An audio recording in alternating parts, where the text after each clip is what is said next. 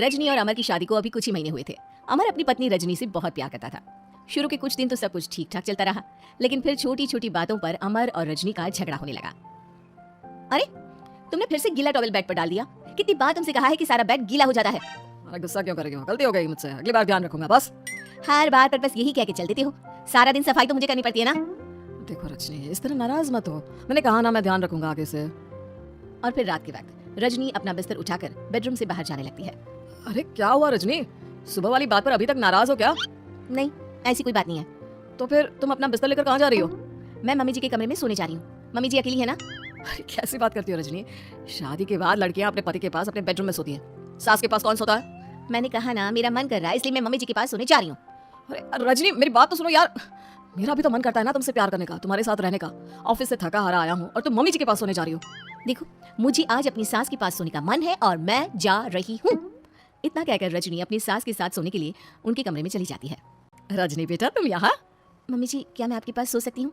हाँ हाँ बेटा, क्यों नहीं, बिल्कुल सो सकती हो। लेकिन सब ठीक तो है ना? अमर के साथ झगड़ा हुआ है क्या?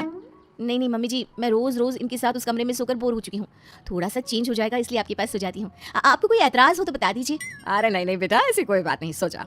और फिर अगले दिन, अमर बेटा, तुम्हारा रजनी के साथ कोई झगड़ा हुआ है क्या? नहीं तो मम्मी, ऐसे तो कोई बात नहीं है। क्यों, क्या हुआ? अरे वो कल रात मेरे कमरे में सोने आ गई थी तो मुझे लगा सब ठीक तो है ना बेटा। नहीं मम्मी जी, वो ऐसी बस उसका मन किया होगा। कह रही थी कि मम्मी अकेली है, इसलिए आपकी चिंता हो रही थी। पर अगली रात को फिर से रजनी अपना बिस्तर उठाकर सास के कमरे में पहुंच जाती है। रजनी बेटा, आज फिर से मेरे पास सोने आ गई। मम्मी जी, आपको मेरा अपने पास आना अच्छा नहीं लगता? अगर ऐसी बात है तो मैं बाहर ड्राइंग रूम में चली जाती हूँ। अरे नहीं बेटा, ऐसा कुछ नहीं है। पर अमर अपने कमरे में अकेला होगा ना? अरे तो वो कौन से 6 महीने के छोटे दूध पीते बच्चे हैं, उनको डर थोड़ी ना लगता है। इतने बड़े हो गए हैं, 1-2 दिन अकेले सो लेंगे तो कुछ बिगड़ नहीं जाएगा। और इस तरह फिर तो ये रोज की बात हो गई। रजनी रोज अपना बिस्तर उठाती, अपनी सास के पास आकर सो जाती। सास उससे कुछ इसलिए नहीं कहती है क्योंकि उसे लगता है कि बहू बुरा मान जाएगी। एक दिन सुबह, माँ मेरे लिए चाय बना दो, ऑफिस जाने का टाइम हो रहा है। अरे बेटा, तो रजनी से क्यों नहीं कह देते? मुझे उससे बात करने का बिल्कुल भी मन नहीं है। अरे आखिर क्या बात है बेटा, तुम इतने उदास क्यों लग रहे हो? देखो ना माँ, आजकल रजनी का बिहेवियर मुझे कुछ समझ में नहीं आ रहा। रोज रात को आपके पास आकर सो जाती है। अगर उसे मेरी परवाह नहीं तो मुझे भी कोई फर्क नहीं पड़ता। अमर गुस्से में ही घर से ऑफिस चला जाता है। ये देखकर सास बहुत दुखी हो जाती है। और फिर अगले दिन, मम्मी जी मैं आ गई आपके पास सोने। हाँ बहू, सो जाओ। पर वो क्या है ना, आज मेरा पुरानी फिल्में देखने का बड़ा मन कर रहा था। कोई बात नहीं, सो जाओ, मैं पिक्चर देखती रहूंगी। ठीक है मम्मी जी। रजनी की सास तेज आवाज में अपने कमरे में टीवी चलाकर रखती है। इसकी वजह से रजनी को नींद नहीं आती, लेकिन वो पूरी रात करवट बदल बदल कर सोने की कोशिश करती रहती है। सास को लगता है कि अब रजनी उसके कमरे में सोने नहीं आएगी, लेकिन अगली रात फिर रजनी उसके कमरे में सोने के लिए पहुंच जाती है। मम्मी जी मैं आ गई। अरे बेटा, मुझे लगा कि कल तुम ठीक से सो नहीं पाई थी। जाओ अपने कमरे में आराम से सो जाओ ना बेटा। अरे नहीं मम्मी जी, कोई प्रॉब्लम नहीं है। इतना कहकर रजनी फिर से अपनी सास के कमरे में सो जाती है। आधे घंटे बाद, बेटा जरा मेरे पैरों पर तेल तो लगा दे। ठीक है मम्मी जी। रजनी अपनी सास के पैरों पर तेल लगाकर जैसे ही सोने लगती है, आधे घंटे बाद फिर से, बहू मेरे सर में बहुत दर्द हो रहा है, जरा मेरा सर तो दबा दे। ठीक है मम्मी जी, दबा देती हूँ। बहुत जोर से नींद आ रही है।